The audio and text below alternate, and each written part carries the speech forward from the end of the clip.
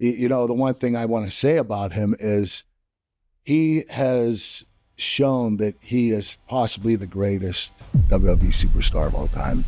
How good was The Rock? That is the question every wrestling fan has asked at some point, and at first glance, the answer feels obvious. He was electric. He was unstoppable. He was arguably the most entertaining man to ever lace up boots in a WWE ring. The promos, the catchphrases, the crowds losing their minds every single time his music hit. It all felt like something you could not manufacture, no matter how hard you tried. But being good is not just about dropping iconic lines. It is not just about selling out arenas all over the world. It is also about power, about politics, about who gets pushed aside so that one man can stand at the top. And that side of the story is a lot harder to celebrate. If so many wrestlers still praise him today, why do others sound genuinely angry when his name comes up? Why does a man with that much love from the locker room also have some of the loudest critics inside that same building? Those two things should not be able to exist at the same time. But with The Rock, they do. And real quick, before we go any deeper into this, if you are enjoying this breakdown so far, hit the hype feature and hype this video up. It helps more wrestling fans find it while we keep rolling. So let us get into it. Because in 2024 and 2025, the debate around The Rock got louder than it had been in years. And it was not just fans arguing about it online. It was the people who actually work with him, the people who share a locker room with him, the people who bleed in the same ring with him. This time, the debate had a new word attached to it: power. Real, corporate, board-level power that changes everything about how the game gets played. The Rock did not just return to WWE as a legend. He came back as a member of the TKO board of directors. That is not a storyline. That is a real-world business position with real-world weight behind it. And when someone who holds actual authority over a company steps inside that company's creative world, everything shifts. The locker room shifts. The conversations shift. The way people talk about you shifts. And the way people feel safe talking about you shifts too. Because now criticizing The Rock is not just criticizing a performer. It is criticizing someone who has influence over your career. Critics of the arrangement pointed out that WWE's creative direction in the period after WrestleMania 40 showed the consequences of bending its best long-term narrative around one man's schedule and interests. The Bloodline storyline, which had been building for years around Roman Reigns and was widely considered the most compelling long-form story in modern wrestling, got redirected to accommodate The Rock's return. Fans who had invested years in Cody Rhodes completing his story felt that adjustment sharply. And when the payoff landed differently from what had been carefully built toward, many in the audience and inside the locker room felt they had watched executive power override creative momentum in real time. Seth Rollins was one of the first people with enough standing to say it out loud. When The Rock used his board status to insert himself into the WrestleMania 40 main event, Rollins called the move gross. He did not soften it. He did not hedge. He said powerful people just think they can do whatever they want and get away with it. He described it as a takeover. And Rollins was not wrong to feel that frustration. He had been working full-time, week in and week out, putting his body through the relentless grind of a 52-week schedule. Then a part-time legend walks in, pulls rank using a boardroom position, and lands himself in the biggest match of the entire year. That is a hard pill to swallow, no matter who you are or how much respect you have for the man doing it. Now here is where it gets complicated. By early 2025, Rollins had shifted his public tone entirely. He went on The Rich Eisen show and called The Rock a really kind and generous man. He called him a great boss. He shared a personal story about The Rock inviting him and his entire family out to Hawaii for the premiere of Moana 2. Not just a text or a box of gifts. His whole family brought out on a trip. That is a genuinely warm gesture, and it tells you something real about the man behind the character. But that is exactly the problem, is it not? The warmth and the power move can both be true at the same time. And when they are both true at the same time in the same person, it makes the whole picture messier and much harder to cleanly evaluate. You cannot fully celebrate the generosity when the generosity comes from the same man who used a board seat to cut in front of the full-time roster. The charm actually makes the power feel more unsettling, not less. Because it tells you the person using it knows exactly what they are doing and can soften the edges whenever it suits them. Rollins himself was dealing with a serious rotator cuff injury and chronic neck pain throughout 2025. He was grinding through the kind of physical damage that stacks up over a career built on performing over 200 days a year. That is the reality of being a full-time WWE superstar. You do not get to step away when your body starts breaking down. You show up. And when a part-time executive can return at the very top of the card card whenever the timing fits his personal schedule and his broader brand interests. That contrast stings regardless of how many warm gestures follow it afterward. The physical cost is one the full-timers pay alone. The spotlight at WrestleMania is something they have to share. It is worth pausing on that physical cost for a moment because it sits at the heart of everything full-timers feel when a part-time executive steps into the main event. Rollins' injuries in 2025 were not unusual for someone at his career stage. They were the predictable result of a decade of performing without extended recovery time. Every full-timer on the roster carries similar wear, and the emotional cost of watching someone with a board seat land the biggest match of the year, while the people who built the company week by week manage torn muscles and chronic pain quietly behind the scenes, does not get resolved by a warm personal gesture. It is a structural problem that looks like a creative decision, but feels like something else entirely. Then came CM Punk. If Rollins was complicated in how he expressed his frustration, Punk was a fireball aimed directly at the building itself. After the 2025 Elimination Chamber, Punk climbed onto the announce table on Raw and delivered what people immediately started calling his State of the Union address. He did not hold back a single word. He called The Rock a bald fraud. He called him Mr. Midlife Crisis. He accused The Rock of hiding behind star power, while everyone else earns their position through years of real, undeniable physical sacrifice. He stripped the People's Champion label completely apart, calling it a fake title with no real meaning, and accused The Rock of selling his soul to become a protected corporate figurehead, sitting safely above any genuine accountability. This was not just a wrestling promo. Punk was putting a voice to a feeling that was real across a significant section of the locker room. The sense that WWE had begun bending itself around one powerful individual instead of continuing to build around the people who show up every single week, rain or shine, injured or healthy, giving everything they have to the company for nothing close to The Rock's platform or compensation. Analysts noted that this particular promo was dangerous territory because Punk was specifically targeting a real-world executive of TKO, the parent organization that owns WWE. This was not wrestling fiction dressed up in clever metaphors. It was a direct shot at someone who holds actual authority over every contract and every career inside that organization. Was it scripted? Possibly in some parts, but the specific details Punk included about ticket prices and corporate culture pointed to something that felt less like a planned work and more like real frustration that had found a wrestling-shaped outlet. Reports suggested Punk had gone off script and spoken from a genuine place rather than delivering prepared material. And the fact that it resonated so instantly and so widely tells you exactly how polarizing The Rock remains. Even in his 50s, even operating as a board member rather than a full-time performer, he still produces the most intense and confrontational responses from the people who consider themselves the beating heart of the industry. There is also the question of what it costs someone to say what Punk said. Standing on an announce table and calling a TKO board member a fraud on live television is not a costless act. It requires either extraordinary personal courage, an extraordinary amount of protection from above, or genuine anger that is built past the point of rational calculation. Whatever the precise mixture was, in Punk's case, the moment revealed something important. The Rock's position inside WWE is unique precisely because it makes that kind of outburst possible while also making it dangerous. And the fact that it happened at all is its own form of evidence about how people inside the company feel when the cameras are off. And then there is Cody Rhodes. The Rock did not just try to compete with Cody for a title opportunity. He tried to buy his loyalty outright. During the build to Elimination Chamber, The Rock arrived as the final boss and made Cody an offer that was not about wrestling at all, not for his championship, for his soul. On SmackDown, he presented Cody with a custom Raptor truck on national television. Then he followed that with a custom weight belt engraved with a specific date, June 11th, 2015. That is the date Dusty Rhodes died, Cody's father, the man whose legacy Cody had built his entire return to WWE around. The Rock took the most painful date in Cody's personal history, had it engraved onto a piece of equipment, and presented it as a gift designed to bring Cody over to the corporate establishment. That is not a standard storytelling device. That is a psychological weapon constructed from personal grief, and it shows you clearly how the executive version of The Rock is willing to operate when winning matters. He was not trying to beat Cody in a match. He was trying to dismantle Cody's sense of identity outside the ring, using money, luxury, and the memory of a dead father as leverage. The truck, the belt. A reported backstage comment directed at a banner of Dusty Rhodes that was pointed and deliberately cruel. Whether every element was fully scripted or had genuine malice behind it, the intended message was impossible to misread. Accept the corporate machine or face the weight of everything you stand to lose. Cody's response was simple and clean. He told The Rock he was not his champion. He was the people's champion. champion. He reclaimed the exact label that The Rock had owned for the better part of 2 decades, and that confrontation, that image of a full-time grinder refusing gifts from a board-level executive, became one of the defining moments of 2025 in WWE. Not because of what happened in the ring, because of what it said about the choice every superstar on that roster faces when power and performance share the same building. What made the whole situation more layered was that The Rock's approach with Cody was not aggressive in a traditional wrestling sense. It was patient and calculated. He was not trying to intimidate Cody by being physically threatening. He was trying to make Cody see that aligning with the corporate establishment was simply the smarter play. The gifts were designed to feel like opportunities. The engraved belt was designed to feel like honoring Dusty's memory rather than exploiting it. That is a more sophisticated kind of pressure than a straightforward threat. And it says something telling about how the executive version of The Rock thinks about leverage. Roman Reigns handled the same underlying tension with more strategic calculation. Publicly, he praised The Rock's ability to magnetize a broadcast and make an entire show feel bigger simply by being present. He acknowledged that The Rock draws attention and elevates everything around him. But Reigns also made a point of crediting his own decade of carrying the company through the Bloodline era, and he attached a specific condition to any potential match between the two cousins. The fans would need to demand it loudly enough first. That is a carefully chosen political position from a man who knows exactly how these conversations work. Reigns was not dismissing The Rock or treating him as irrelevant. He was simply making sure The Rock understood that the current era does not automatically bend to accommodate him. So that is the 2024 and 2025 picture. A man with a board seat, a collection of gifts used as calculated weapons, and a locker room divided between real admiration and real, publicly stated frustration. And this tension did not begin with the final boss era. It had roots going back much further than anyone talking about it now tends to acknowledge. John Cena identified the fault line years before it became the headline story it is today. Between 2011 and 2013, Cena built an entire program around a single genuine real-world grievance. In his view, The Rock was a part-timer who came back only when he had a film release that would benefit from the exposure, a Hollywood name using WWE as a promotional vehicle. Cena said this loudly. He said it repeatedly. The promos he cut during that period felt less like scripted television and more like a man who genuinely needed to say these things into a microphone. And privately, quietly, many of the full-time roster agreed with every word. But here is the turn. A decade later, in candid interviews throughout 2023 and 2025, Cena reflected on that entire period and admitted that his entire position had been selfish. His own word. He said he had tunnel vision. He acknowledged that he had not understood the practical constraints of a major film career, where studio insurance policies and production agreements genuinely prevent performers from taking physical risks in a wrestling ring. It is not a choice. It is a contractual reality. Cena called himself a hypocrite, admitting that as his own career moved toward Hollywood, he found himself making every choice he had previously attacked The Rock for making. He also acknowledged that during the feud itself, he did something specific that set the relationship back by years. That something was the promo notes moment. During one of their televised segments, Cena pointed out to the audience that The Rock had written his promo notes on his wrist. It made compelling television. The crowd responded immediately. But inside professional wrestling, drawing a crowd's attention to a colleague's preparation in that way is considered a serious violation of professional trust. Performers operate on an unspoken understanding that the work done inside the ring is collaborative and protected. Going outside that agreement to score personal points is known in the industry as going into business for yourself. Cena later admitted that is exactly what he did. He was insecure and trying to elevate himself at The Rock's direct expense. It worked in the moment, but the professional relationship paid the price for years afterward. What makes Cena's eventual honesty so revealing is not the apology itself. It is what the apology confirms about the complaint he originally raised. Even as he credited The Rock for destroying the old prejudices about wrestlers in mainstream entertainment and making it possible for people like him to be taken seriously in Hollywood, the original question his feud had planted never fully dissolved. The schedule gap between part-timers and full-timers, the imbalance between sacrifice and reward, the fact that the people who carry the company 52 weeks a year do not automatically get the biggest platform when someone with a film franchise wants to return. Cena stopped saying those things once he was on the same path. But the fact that he had said them so publicly and that the roster had listened tells you this conversation does not end with a handshake. It is also worth noting that Cena's eventual admission about being a hypocrite is itself a kind of tribute to The Rock's influence. The path Cena followed into Hollywood, the path he once criticized The Rock for choosing, was made possible in large part because The The Rock had walked it first and survived the transition without the industry dismissing him entirely. Cena knew that, and it took him years to say it clearly. Now we need to talk about the darkest chapter in The Rock's career, the one that even his most devoted supporters have to genuinely sit with when they hear it described honestly. The 1999 Royal Rumble I Quit match between The Rock and Mankind. The Rock was playing a ruthless, corporate-backed heel at that time. The match was designed around amplifying that character and showing exactly how far he was willing to go. According to Foley's account in subsequent reporting, the agreed plan involved approximately 3 or 4 chair shots to the head during the match. That was what both men understood was going to happen, 3 or 4. What actually happened in the ring was 11 to 12 unprotected blows to the head, while Mick Foley was handcuffed and completely unable to use his hands to brace or protect himself from any of them. Think about that number for a moment. 3 or 4 was the plan, 11 to 12 was the reality, and each one landed on an unprotected man who could not move his arms.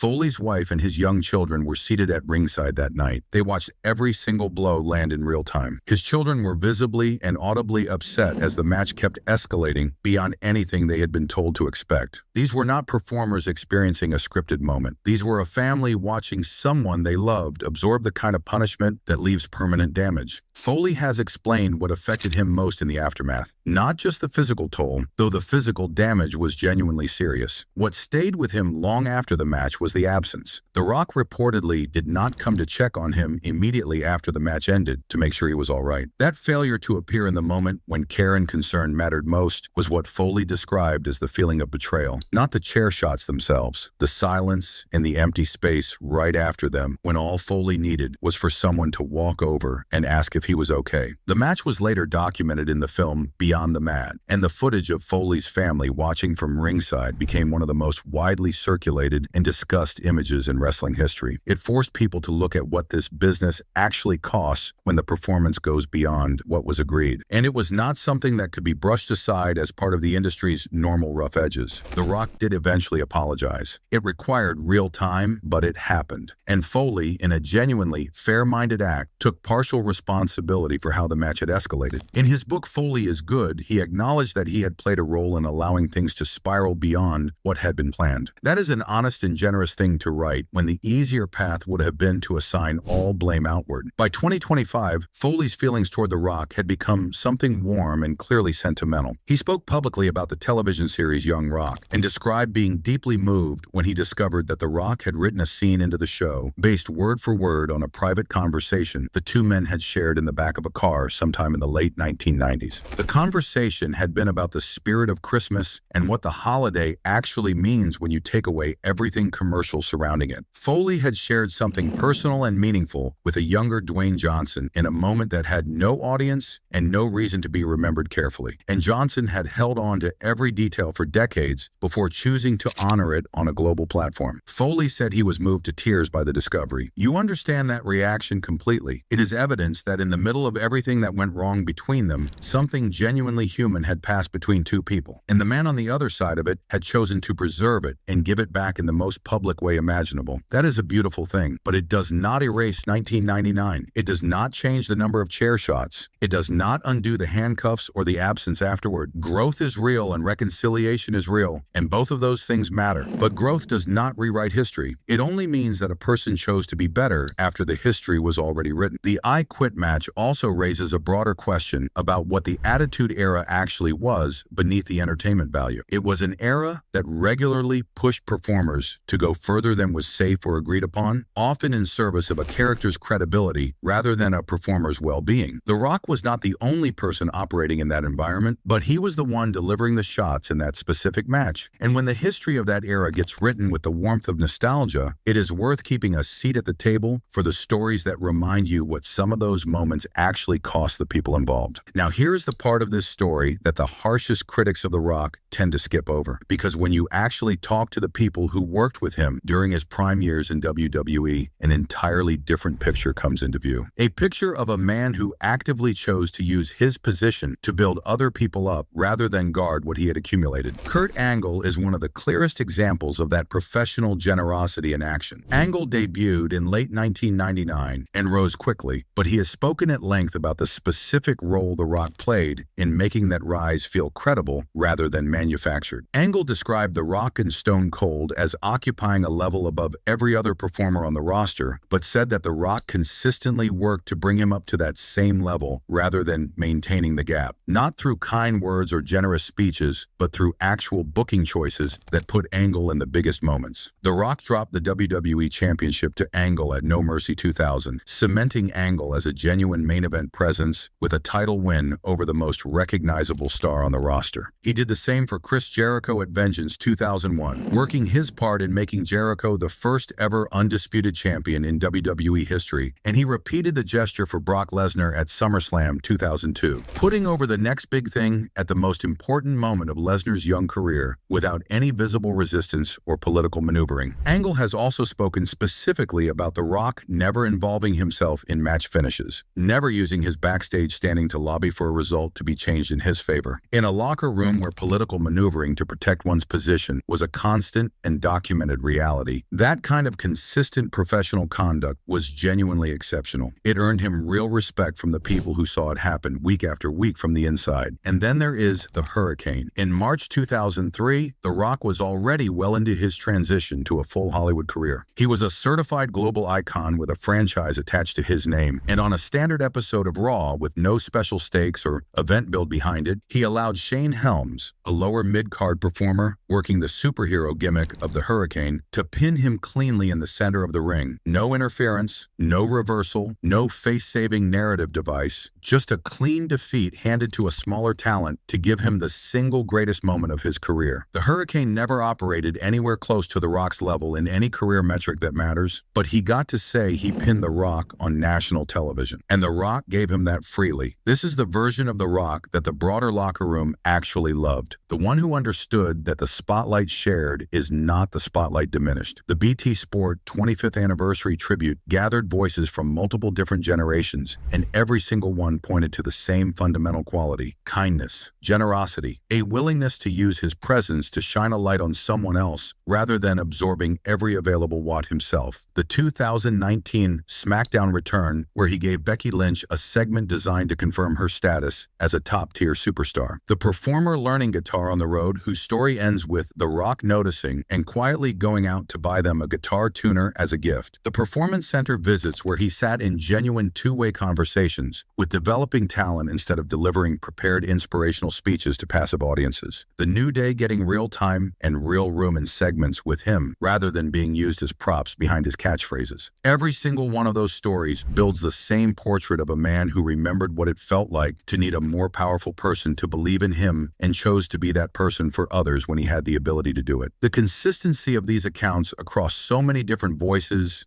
and so many different eras is not something that can be explained as image management. You cannot coordinate that many independent sources into telling the same story decades apart unless the story is genuinely true. The Rock was kind to people when kindness cost him something. He was generous when generosity was not required of him. And those choices left a permanent mark on the careers and the memories of the people who experienced them directly. But the present version of The Rock operates in different territory because that version of him existed when the stakes were match results and crowd reactions in championship reigns. The stakes now are something else entirely. He holds a board seat. He shapes creative direction. He has influence over the people whose livelihoods depend on the decisions made at the top of TKO. And the generosity of a man who drops a title to elevate someone is a fundamentally different thing from the decisions of a man who can determine who gets opportunities and who does not from a corporate level. The critics are not arguing that he was never generous in the ring. They are arguing that executive power and professional generosity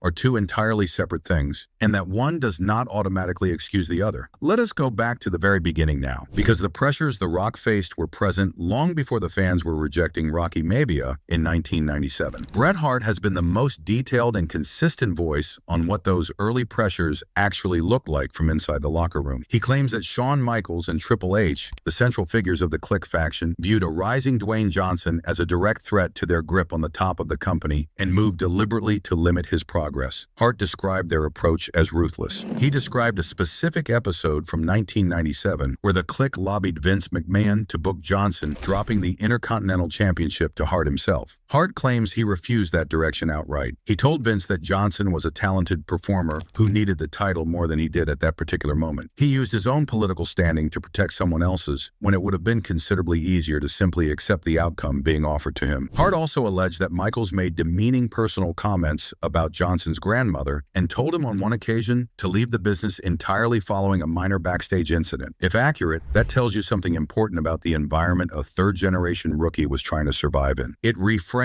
The Rock's eventual rise not as a story of smooth, inevitable ascent, but as a survival story played out in a professional environment where some of the most established people in the building were actively invested in seeing him fail. In April 2026, Shawn Michaels addressed these specific claims in an interview. He described the whole situation as blown way out of proportion and characterized it as not even accurate. He admitted he was difficult during that period of his career and acknowledged the era was rough for various reasons, but denied any systematic campaign against Johnson. He attributed the absence of a major program between himself and The Rock entirely to unfortunate timing. Michaels retired just as Johnson was reaching his peak as a single star, and by the time Michaels returned in 2002, Johnson had already committed to his Hollywood transition. He noted that the two had since made genuine peace at a Hall of Fame event and now have a comfortable, direct relationship when they encounter each other. Who holds the more accurate account? Hart has been consistent across many years in multiple contexts. Michaels denies the foundation of the story. The truth in situations like this usually lives somewhere between both versions, but the pattern that emerges regardless of which specific claims you accept is clear. The Rock's rise happened inside a hostile environment. There were real forces working against him. He navigated them and came out the other side as the most globally recognizable professional wrestler in the history of the sport. Whether that speaks primarily to unstoppable personal talent, to the right people deciding at the right time that he was more valuable as a star than as a target, or to both things operating simultaneously, is a question worth sitting with rather than brushing past. Steve Austin's view of The Rock remains the clearest and most unambiguous evidence that the man is genuinely exceptional in a way that no amount of negative framing can fully account for. The two of them generated a kind of in-ring chemistry that cannot be produced by booking decisions or creative planning. Either it exists between two performers or it does not. With Austin and The Rock, it existed in a way that helped define an entire era of the business. The definitive expression of that bond came at WrestleMania 19 in 2003. Austin was stepping away from active competition, his neck damaged beyond the point of sustainable repair. This was his final match. After The Rock hit his finishing move and the referee completed the 3 count, The Rock leaned down to Austin while the crowd around them was still reacting and whispered a message of gratitude into his ear. He thanked him for everything Austin had contributed to his career and to professional wrestling, and he told him he loved him. Austin has returned to that moment across numerous interviews over the years because it clearly meant something real to him. Here was a man he had competed against at the absolute highest level of the business,